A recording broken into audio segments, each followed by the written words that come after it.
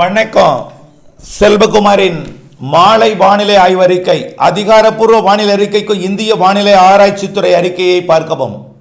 2025 August 17 ஞாயிற்றுக்கிழமை மாலை நிலவர ஆய்வறிக்கை. எதிர்பார்த்தது போலவே தொடங்கியது வடஉள் மாவட்டங்களிலே மழை. தற்பொழுது கிருஷ்ணகிரி மாவட்டம் கிழக்கு பகுதி, கர்நாடக எல்லையோர பகுதி கிருஷ்ணகிரி மாவட்டம், அதாவது வடகிழக்கு பகுதி, திருப்பத்தூர் மாவட்டம் ஜோலார்பேட்டை, ஆம்பூர், குடியாத்தம், வேலூர் மாவட்ட பகுதிகள், மேலும் திருவண்ணாமலை மாவட்டத்தோட போலூர், திருவண்ணாமலை சுற்றுவட்டார பகுதி இதெல்லாம் மழைப்பொழிவு தொடங்கி இருக்கிறது. வேலூர் மற்றும் ராணிப்பேட்டை மாவட்டம், ஆற்காடு, ஆரணி, திருவண்ணாமலை மாவட்டம் இதெல்லாம் கனமழை பொழிவதற்கான சாதக சூழல் தெரிகிறது. அதிகமாக பெஞ்சா 5 சென்டிமீட்டர் தான், அதுக்கு மேலே இல்லை. இது நாம் எதிர்பார்த்த ஒன்று தான். 5 சென்டிமீட்டர் வரைக்கும் நம்ம எதிர்பார்த்தோம் வட உள் மாவட்ட வடகடலோர பகுதிகளில். வேலூர், ஆற்காடு, ஆரணி, மேலும் காஞ்சிபுரம் மாவட்டத்தில் கூட தற்பொழுது மழை பொழிவு தொடங்கி இருக்கிறது.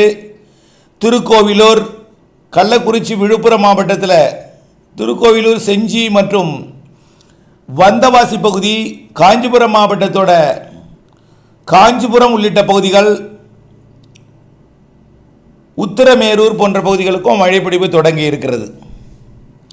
இந்த மழைப்பொழிவு படிப்படியாக கிழக்கு நோக்கி நகர்ந்து சென்னை உள்ளிட்ட வடகடலோரம் பகுதிகளுக்கும் இன்று இரவு கனமழை பொழிவை கொடுக்கும். நேற்று நள்ளிரவில் கொடுத்தது போல, அதாவது திருவள்ளூர் மற்றும் வட சென்னை பகுதிக்கு உறுதியாக, திருவள்ளூர் மாவட்டத்திற்கும் சென்னையின் வடக்கு பகுதி மற்றும் ராணிப்பேட்டை, வேலூர், திருப்பத்தூர், காஞ்சிபுரம் மாவட்டத்தின் பகுதிகள் இன்றைக்கு கொஞ்சம் சென்னை மாநகரத்திற்கே கொடுக்க வாய்ப்பு இருக்குது. செங்கல்பட்டுக்கு கூட வாய்ப்பு இருக்குது இன்றைய மழைப்பொழிவு. இது நாம் எதிர்பார்த்த ஒன்று தான். இது இல்லாமல் நம்ம தெற்கே எதிர்பார்த்தோம் பார்த்தீங்களா, ஒரு மழை மலை மறைக்கும் பகுதியோட கிழக்கு பகுதின்னு சொன்னமே, கொடைக்கானல் மலைக்கு கிழக்கே அங்கேயும் மழை தான். தற்பொழுது பார்த்தீங்கன்னா எங்கே மழை பொழிவு தொடங்கி இருக்குன்னா, துவரங்குறிச்சி, திருச்சி மாவட்டம் துவரங்குறிச்சிக்கும்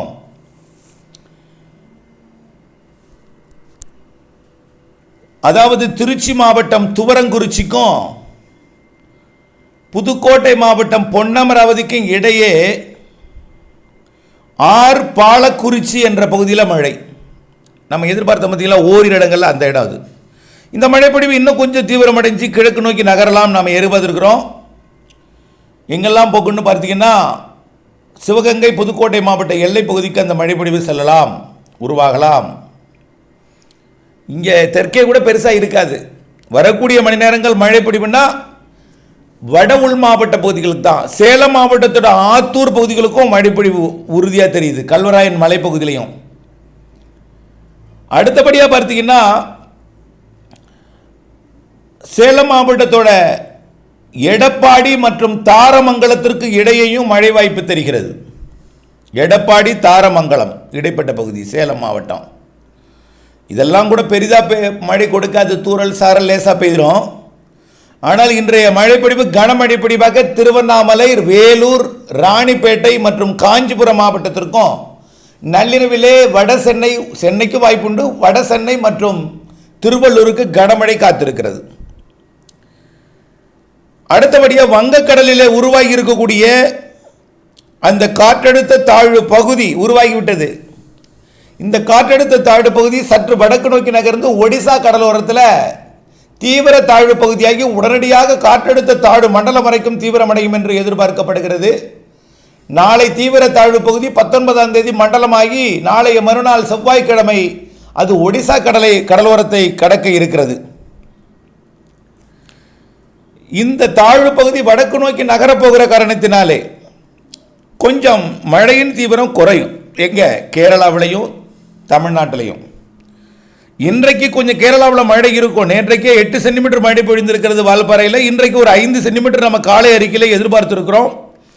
அந்த எதிர்பார்ப்பின்படி இன்றைக்கு மதியம் முக்கோணம் வரைக்கும், உடுமலைப்பேட்டைக்கு மேற்கே இருக்கக்கூடிய முக்கோணம், ஆர்வேலூர், சமத்தூர் எல்லாம் மழைப்பொழிவு கொடுத்திருக்கிறது இன்றைக்கு லேசாக. இந்த மழைப்பொழிவு நேற்றை விட இன்றைக்கு பாதியாக குறைந்திருக்கும். நாளை இன்றைய மழையில் பாதியாக குறைந்துவிடும். தமிழ்நாட்டில் இந்த வட உள் மாவட்ட பகுதிகளில் பெய்து கொண்டிருக்கூடிய மழை, அதாவது கள்ளக்குறிச்சி, விழுப்புரம், திருக்கோவிலூர், செஞ்சி சுற்றுவட்டாரம் தொடங்கி ஆந்திர மாநிலம் எல்லையோரம் வரைக்கும், ஆந்திராவில் அதிக மழை, தெலுங்கானாவில் கொட்டுகிறது மழை, மாத கணக்கில் மழை தான். இன்னும் ஒரு 20 நாளுக்கு அடுக்கு அங்கே சூரியனை பார்க்க முடியாத அளவிற்கு மேகமூட்ட வானிலையும் மழை வானிலையும் தொடர இருக்கிறது. அந்த நிலையில் தமிழ்நாட்டில் பெய்து கொண்டிருக்கக்கூடிய மழை நாளை வட உள் மாவட்ட பகுதிகளில் தீவிரம் குறைந்துவிடும். இருந்தாலும் லேசாக இருக்கும். 19ஆம் தேதி 20ஆம் தேதியெல்லாம் இன்னும் குறைந்த பரப்பிலே மழை இருக்கும். அதாவது கேரள எல்லையோரத்தில் மேற்கு தொடர்ச்சி மலையில் நேற்றைக்கு 8, இன்றைக்கு 5 பெய்யும். நாளை 3ஆக குறைந்துவிடும். பிறகு 2ஆக குறைந்து 2 சென்டிமீட்டர் 1 சென்டிமீட்டர் அளவிலே வரக்கூடிய 22ஆம் தேதி வரை இருக்கும். தமிழ்நாட்டிலும் பெரிதாக 22ஆம் தேதி வரையும் மழை இருக்காது. ஆந்திர எல்லையோர, கர்நாடக எல்லையோரத்தில் மட்டும் குறைவான பரப்பில் ஆங்காங்கே மழை இருக்கும். இன்றைக்கு தான் கொஞ்சம் கூடுதல் பரப்பு, நாளை குறைந்து விடும். இந்த நிகழ்வு விலகி வடக்கு நோக்கி போகிற காரணத்தினாலே வடக்கு நோக்கி போய் அப்படியே மேற்கு நோக்கி நகரப்போகுது. இருந்தாலும் ஆந்திர பிரதேசத்து வழியாக கடந்தால் கூடுதல் வாய்ப்பு, ஒடிசா வழியாக கடக்கிற காரணத்தினால கொஞ்சம் வாய்ப்பு குறைவு. இது நாம் அறிவித்திருந்தோம் ஏற்கனவே.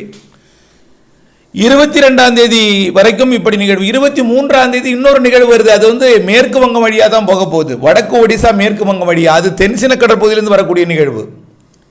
ஆக அடுத்தடுத்த நிகழ்வுகள் வட இந்திய நிலப்பகுதி வழியாக இப்போ போய்கிட்டு இருக்க நிகழ்வு. நேற்று கடந்தது மகாராஷ்டிரா போய் குஜராத் போகுது. அடுத்த நிகழ்வு குஜராத் மற்றும் ராஜஸ்தான், அதுக்கு அடுத்த நிகழ்வு ராஜஸ்தான், இப்படி இருக்கும்.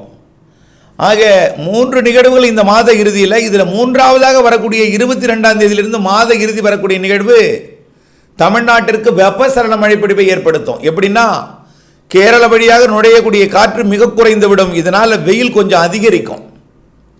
சூரியனின் குத்துக்கதிர் இன்றைக்கு பழவேற்காட்டை தொட்டுவிட்டது. நாளை வட சென்னை, மறுநாள் அதாவது இன்றைக்கு 17 பழவேற்காடு, 18 வட சென்னை, 19 சென்னை, 20ஆம் தேதி காஞ்சிபுரம் மாவட்டத்தோடு, அதாவது சென்னைக்கு தெற்குப்புறம் தாம்பரம் தெற்கே, அப்படியே கொஞ்சம் கொஞ்சமாக டெல்டா வழியாக தென் மாவட்டங்கள் வழியாக குமரி கடலை வரக்கூடிய செப்டம்பர் 3ஆம் தேதி அடையும்.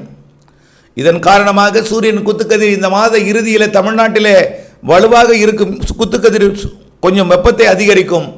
பொதுவாக தென்மேற்கு பருவக்காற்று இருந்தால், குளிர்ந்த காற்று இருக்கும் பொழுது, மழை இருக்கும் பொழுது கேரளாவிலே வெப்பம் தெரியாது. ஆனால் இந்த மாத இறுதியில் கொஞ்சம் வெப்பம் தெரியும் அளவிற்கு தென்மேற்கு பருவமழை தீவிரம் குறைந்திருக்கும். அதே நேரத்தில் இலங்கைக்கு அருகே வளிமண்டல சுழற்சி மேலடுக்கில் ஏற்பட போகிறது. இதனால் மாலை இரவு இடிமழை பொழிவு ஏற்படுத்த போகிறது. அதாவது பகலிலே வெயில், மாலையிலே கடலோரம் பகுதிகளில் ஆங்காங்கே மழை இருக்கும். ஆனால் இதில் ஒரு பெரிய தீவிர மழை இருக்க வாய்ப்பில்லை. ஆனால் லேசாக இருக்கும். மாத இறுதி நாட்களில் கனமழை தெரிகிறது. 29, 30, 31ஆம் தேதி. அதற்கு பிறகு ஆகஸ்ட் முதல் வாரத்திலும் அந்த காற்று சுழற்சி இருந்து கொண்டு மழைப்பொழிவை ஏற்படுத்தும் என்று எதிர்பார்க்கப்படுகிறது. ஆக அந்த மழைப்பொழிவு தென் மாவட்டங்களுக்கும் கிடைக்கும். ஆகஸ்ட் மாதம் 30, 31, 29, 30, 31 மற்றும் செப்டம்பர் 1, 2, 3, 4 தேதிகளில் முதல் வாரத்தில் செப்டம்பரில் நல்ல மழைப்பொழிவை எதிர்பார்க்கலாம். வெப்பச்சலன இடிமழை பொழிவு வளிமண்டல சுழற்சி காரணமாக. ஆக தென்மேற்கு பருவமழை செப்டம்பர் மாதம் 7ஆம் தேதி வரை பெரிய அளவிலே தீவிரம் இல்லாமல் இருக்கும். இதன் காரணமாக அணைகளுக்கு நீர்பிடிப்பு பகுதிகளில் பெய்யக்கூடிய மழை குறைவாக இருக்கும் என்பதனால அணைக்கு வரக்கூடிய நீர்வரத்து குறைந்திருக்கும். இதனால் திறந்து விடப்பட்டிருக்கக்கூடிய அணைகளில் நீர்மட்டம் இறங்கு முகத்திற்கு செல்லும். லைட்டாக அச்சப்பட வேண்டாம். உதாரணத்திற்கு மேட்டூருக்கு நீர்வரத்து தற்பொழுது குறைந்திருக்கும். கடந்த 2-3 நாட்களாக பெய்திருக்கக்கூடிய மழை கர்நாடக அணைக்கு வருகிறது. ஆனால் கர்நாடக அணை ஏற்கனவே திறந்து விடப்பட்டிருக்கிற காரணத்தினாலே, அணையின் மட்டம் குறைந்திருக்கிற காரணத்தினாலே வரத்தை நிரப்பி கொண்டிருக்கிறார்கள். கர்நாடக அணை நிரம்புவதற்கு இப்பொழுதைக்கு வாய்ப்பில்லை.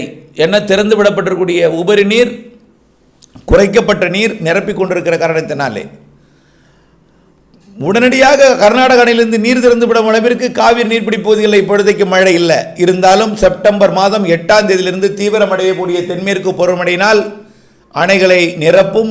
உபரி நீர் மேட்டூருக்கு வரும். அதுவரை இறங்கு முகத்திற்கு செல்லும். இப்போ மேட்டூரில் 2 அடி குறைந்திருக்கு. 2 அடி. ஒரு நாளொன்றுக்கு 10,500 கனஅடி திறக்கப்பட்டிருக்கு. ஆனால் வரத்து என்னமோ 3,500 தான். கிட்டத்தட்ட 3/4 டிஎம்சி திறப்பை விட வரத்தை விட திறப்பு கூடுதலாக இருக்கிற காரணத்தினாலே 2 நாட்களுக்கு 1.5 டிஎம்சி வீதம், 4 நாட்களுக்கு 3 டிஎம்சி வீதம் திறக்கப்படுகிறது கூடுதல் நீர். ஆக 4 நாட்களுக்கு 3 டிஎம்சினா இந்த மாதத்தில் ஒரு 12 டிஎம்சி இந்த மாத இறுதிக்குள் குறைய வாய்ப்பு இருக்கிறது. ஆக முழு கொள்ளளவு 94 டிஎம்சினா அதில் ஒரு 12 டிஎம்சி குறைவதற்கு வாய்ப்பு இருக்கு. அதே போல் அடுத்த மாதத்தில் ஒரு 2 டிஎம்சி குறைய வாய்ப்பு இருக்கு செப்டம்பர் முதல் வாரத்தில். ஆக எல்லாம் சேர்த்தால் ஒரு 15 டிஎம்சிக்குள்ளே கொஞ்சம் குறையும்.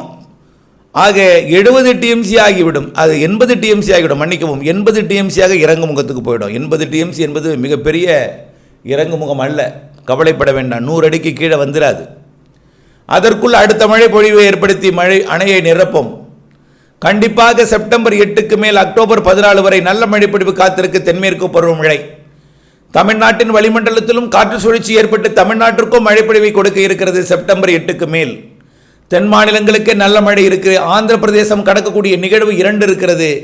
ஆந்திர பிரதேசம் தெலுங்கானா வழியாக கோவா மகாராஷ்டிரா வழியாக பயணிக்கக்கூடிய நிகழ்வு காரணமாக தென் மாநிலங்களுக்கு செப்டம்பர் அக்டோபரில் நல்ல மழை காத்திருக்கிறது செப்டம்பர் 8க்கு மேல். இது நம்ம நீண்ட காலமே அறிவித்துக் கொண்டிருக்கூடிய தகவல் தான். இந்த தகவல் எல்லாம் துல்லியம் அறிய உங்கள் ஊருக்கு மழை எப்படி என்பதை மேலும் கூடுதல் தகவலுடன் அப்டேட்ஸாக தினசரி பெற வானிலை ஆய்வறிக்கையுடன் இணைந்திருங்கள். வானிலை மாறுதலுக்கு உட்பட்டது. தூறல் விழுந்ததும் வானிலையை பார்க்கும் பழக்கத்தை மாற்றி வானிலை அறிக்கைக்காக ஒரு 5 நிமிடம் செலவு செய்யும் பழக்கத்தை ஏற்படுத்தி கொண்டு உங்கள் லாபத்திற்கு வானிலை அறிக்கை என்பதை புரிந்து கொண்டு இணைந்திருங்கள் அப்டேட்ஸுடன். நன்றி.